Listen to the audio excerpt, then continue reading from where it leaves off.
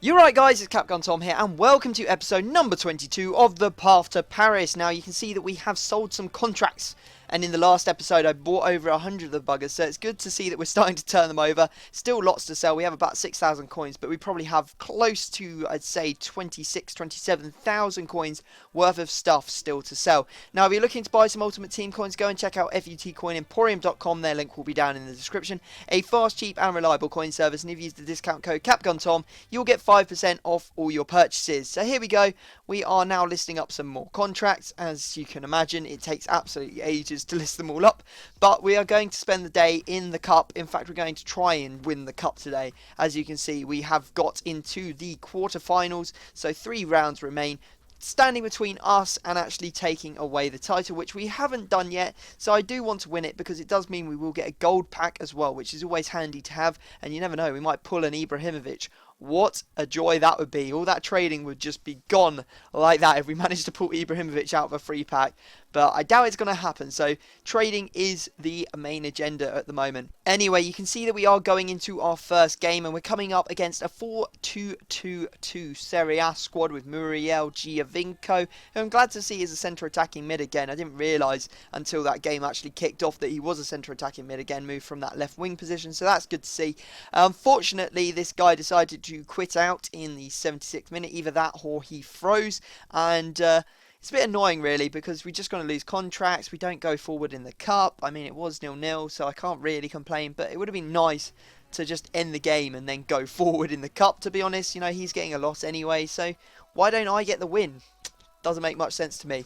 Anyway, we go and find ourselves another opponent. We are still in the quarterfinals of the Gold Cup, or whatever they're calling it in this day and age. You young kids will probably know it better than me. I'm set in my old ways playing FIFA 13 and FIFA 12 and really haven't got to grips with the game all that much yet. So our next opponent is going to be using a 4-1-2-1-2 Bundesliga team, a very decent one at that. He's got Lewandowski, Aubameyang, he's got the likes of Piszczek, and it's just a very nasty team to come up against. However, we managed to take the lead.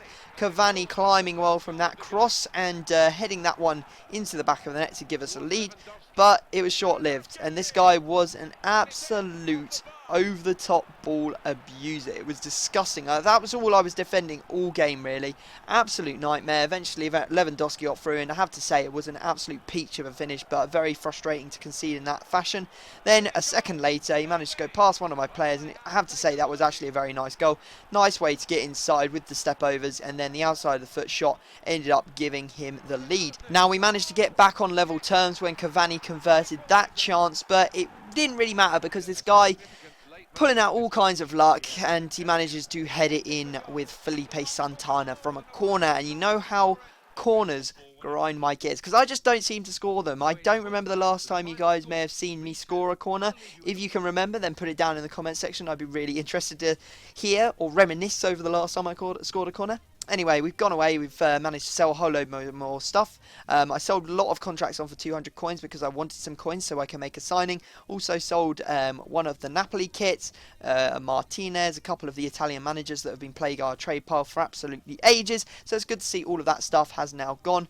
I'm going to go list up a few more things and then we are going to go and make ourselves a signing. Who do you think it might be? I've only got 17,000 coins, so I think you can probably guess. And there you go. It's going to be a Van der Wiel. And you can see that I'm trying to get him on a bid. I think the lowest buy now was about 15,500, so anything under that price and I would be happy. You can see that I'm waiting it to go down to 30 seconds as now EA have decided to increase the counter for some bizarre reason up to 30 seconds, so that bidding wars seem to go on for absolutely ages. People get bored before they stop, bidding really, because they're just like, oh, this is going on forever. Anyway, we did go up to 15,000 coins. As you can see, that was my limit. The Van der Wiel we're bidding on actually has a chemistry style applied to him, so he's worth a little bit more. It is the Sentinel one, which gives you extra defending and extra heading, so I don't know if it's really one that we should have on him. I don't know. What do you guys think? You put it down in the comments section. And you can see here we're going to put him into the team, give him his squad number, which is obviously, well, let's have a look. I can't remember. It is the number 23, I'm guessing. Let's have a look.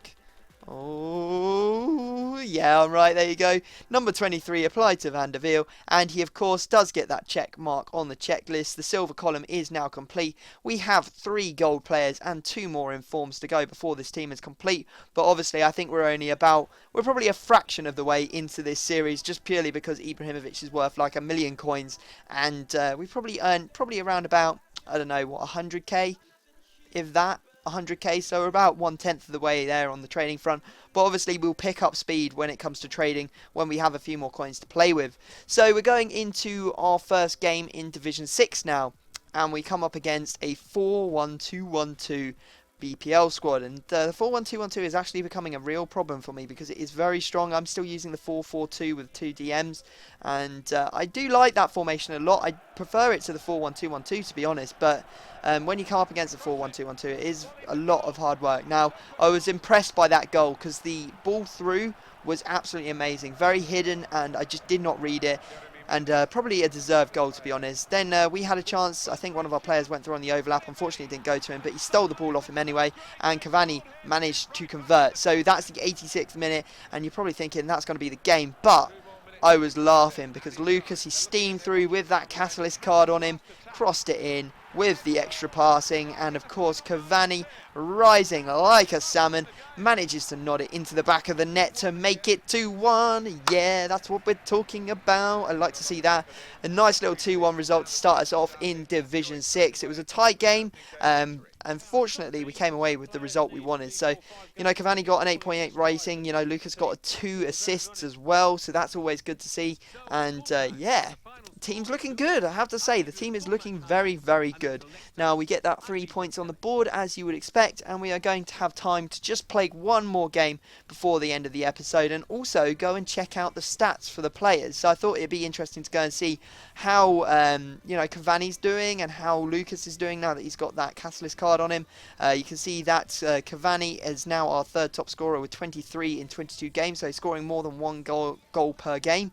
And if we have a look at Lucas, he's managed to score 11 goals and got a 16 assists, so he's got like 5 assists in I think like 3 or 4 games, which is really impressive. So I'm pretty happy with his performance at the moment, and let's hope it just continues on and on and on for the rest of the series, because he's going to be in that right mid position forever now. That's it, he's there forever.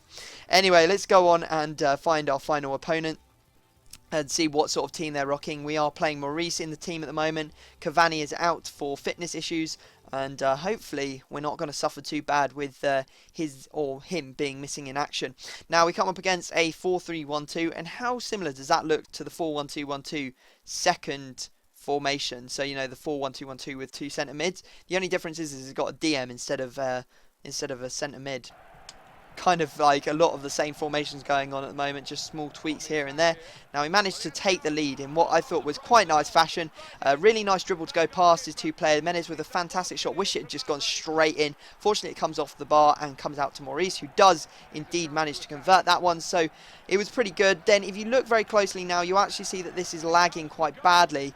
I know it didn't look that bad, but when I was in game, I felt like a few jitters, a few jumps, and, you know, I got punished for it, really. I thought that I had that covered, and, yeah, apparently not. Anyway, he managed to score what was kind of a frustrating goal, to be honest. It was a nice build-up, I have to say. The flick over the head was sublime. But that near-post finish, I thought that stuff was out of this game, and we wouldn't have to deal with the near-post OP anymore. We managed to level it up just before half-time when Menez steamed through and managed to convert that chance, and it was right on the 45th minute, so I was like, good, we're going in level at half-time. Oh no. Oh no, no, no, no. And if anyone says to me over-the-top balls aren't OP, you are lying, because that is disgusting. One ball from the halfway line all the way to Denver Bar, and a volley. Volley chip, nonetheless, and it didn't touch the floor between the halfway line and the goal. Absolutely annoying. And to be honest, I had to go ultra attacking for the rest of the game just to see if I could get myself a goal back. Unfortunately, I got punished for it. Fernando Torres converted in the 78th minute, and we end up taking down a 4-2 loss. So, as you can probably tell, I'm grinding my teeth. over that disgusting over-the-top ball from Demba Ba, which definitely changed the face of the game, because if I'd gone in level, I'm pretty sure I would have come out and, you know, held my ground and maybe could have got something out of that game. But unfortunately, it wasn't to be. Let's stop moaning, move on with the series, see if we can win some games in the next episode. But guys, I'm hoping you're enjoying the series. Obviously, if you could drop it a like for the signing of Van der Veel, as a lot of you have been asking for it, that would be really appreciated. 1,000 likes will, of course, mean another episode tomorrow. But other than that, if you're new, please subscribe, and I will see you all next time.